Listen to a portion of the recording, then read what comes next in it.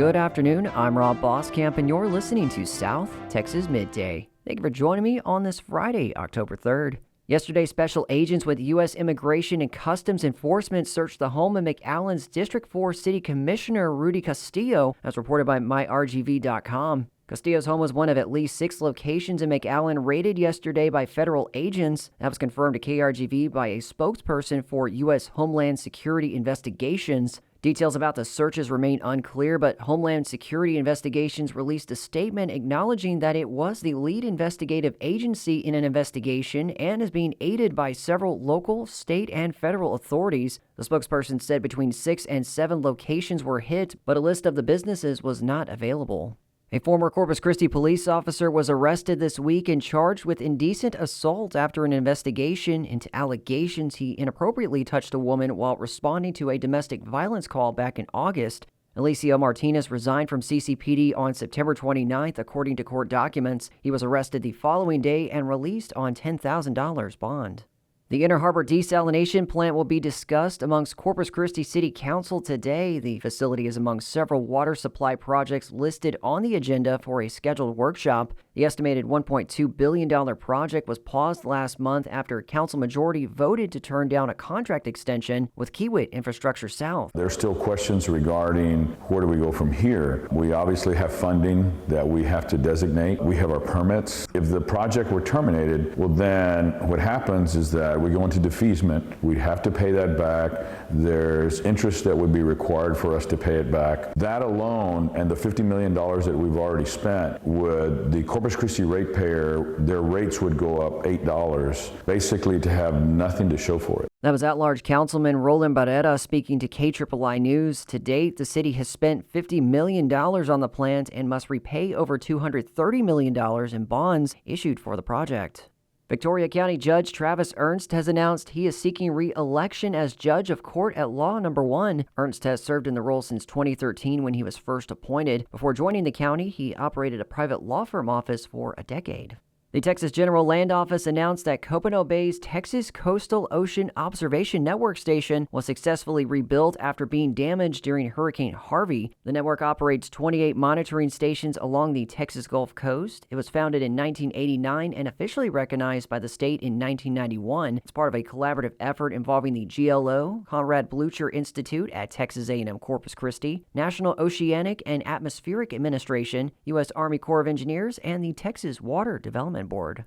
In state news, Thursday marked another day of a hearing in federal court that will determine whether or not Texas can use its new map of congressional districts. Yesterday, the court heard testimony from several state lawmakers plus citizens and experts. More from the Texas Newsroom's Blaze Gainey, who was in the courtroom from start to finish. On Thursday, it seemed like the plaintiff's lawyer's main goal was disproving the idea that Texas's new map gives Hispanic voters more advantages.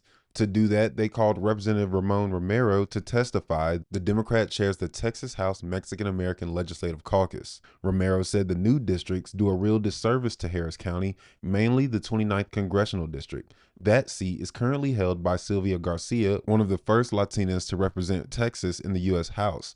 After redistricting, Romero believes Garcia's chances of winning again are low. Sylvia Garcia's district was 68% Latino, and now it's 50%. The first person set to take the stand this morning is David Ely, the plaintiff's expert cartographer. The hearing's expected to run into next week. I'm Blaze Gainey in El Paso. The Dallas-based Texas Stock Exchange secured federal regulator approval this week. KERA's Dylan Duke reports it's the latest development in the city's rapidly growing finance industry known as Y'all Street. The Texas Stock Exchange is expected to draw businesses to the area and help local companies raise money for growth. Dallas's finance sector already employs the second most workers in the country. Jeff Karcher is the global managing director for the exchange. It allows for you to attract talent easier when you have somewhat of that kind of nexus of that expertise in one specific kind of field together. The exchange hopes to compete with the 2 largest in the world, NASDAQ and the New York Stock Exchange, which have also invested in Dallas. The Texas Exchange is expected to begin trading in early 2026. I'm Dylan Duke in Dallas. Yesterday, CHRISTUS Health opened a new family clinic on North Padre Island. The new facility features an additional 2,000 square feet of space, state-of-the-art technology, and 4 family medicine providers. It aims to provide more convenient healthcare access for residents. The clinic is located at 14202 SPID in Suite A. A preliminary report released last month showed promising results for patients with Huntington's disease, a rare inherited neurodegenerative disorder that breaks down nerve cells. News 887's Bianca Seward met with a neurologist and people affected by the disease outside of the study to learn more about the disease's impact and why the community has guarded optimism. You have to blow like a harmonica. That's John Huffman, and this is his wife, Patricia. So if you understood, he said, blow like a harmonica. These days, Patricia is John's translator, John's driver, and in this moment, she's John's physical therapist, coaching him through breathing exercises at their home to help with the symptoms of Huntington's disease. One more. You're showing off in front of someone. 11 years ago, John was formally diagnosed with Huntington's, or HD, as many in the community call it. It's an inherited neurodegenerative disorder that attacks your motor and cognitive abilities. It's extremely rare and affects only an estimated 40,000 Americans. John knew early on that he had a high chance of developing the disease. His grandmother suffered from HD, as well as his mother, brother, and several aunts, uncles, and cousins. It's a dominant genetic trait that has a 50% chance of being passed on. Patricia says John was open with her about the disease early on in their relationship when they were both pharmacy students at the University of Houston. And John comes to me and said, well, it's in my family, but there'll be a cure. More than 30 years later, there is still no cure, but a recent study showed serious promise to stall the symptoms. We want to try to balance hope and hype. Dr. Erin Furr-Stimming is with UT Health Houston. Hello. Hi. So happy. She explains in most people, the Huntington's gene produces a protein that's vital for the development of nerve cells. But in patients with the disease, the gene overproduces that vital protein, which then becomes a toxin in the brain, attacking the patient's motor function, damaging their cognitive abilities, and prompting psychiatric episodes. The gene therapy study, which UT Health Houston has several patients in, works to lower the production of the protein and stall the onset of symptoms. We think that there's sort of a window of opportunity, if you will, before individuals have significant neurodegeneration to potentially intervene.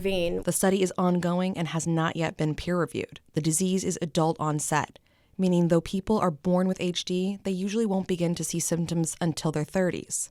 The motor and cognitive decline they experience is reminiscent of Alzheimer's or Parkinson's, but HD patients often encounter these symptoms decades earlier, and the psychiatric episodes can be much more intense. We know that depression and suicidality are far more common in HD than they are in the general population. Dr. Furr-Stimming adds there is still significant shame and stigma surrounding the disease. Many individuals that have HD never seek care, and many families never talk about HD. Once a patient develops significant symptoms, the life expectancy is anywhere from 10 to 20 years. Richard, who lives in Austin, is 39. He tested positive for Huntington's disease 5 years ago, but has not yet developed symptoms. He was by his mother's side when she was sick with Huntington's and worries about his future. You're still waiting for the shoe to drop, right? Every time you stumble, every time you stutter, everything haunts you. He waited years to get formally tested for the gene abnormality. It was so bad when I got tested.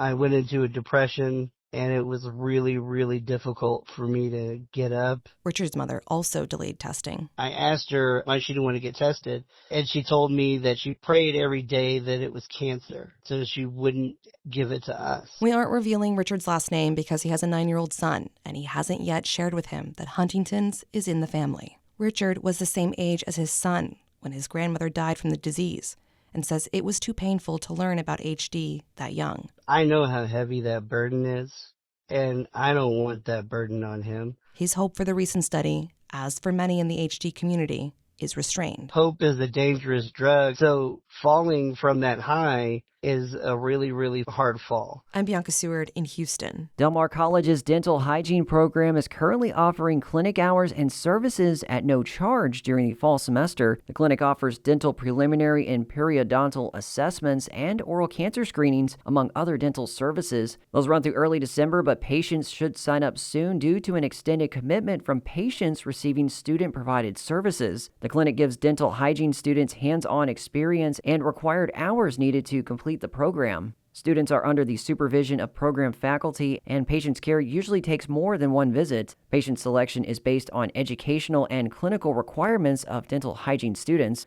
More information at delmar.edu.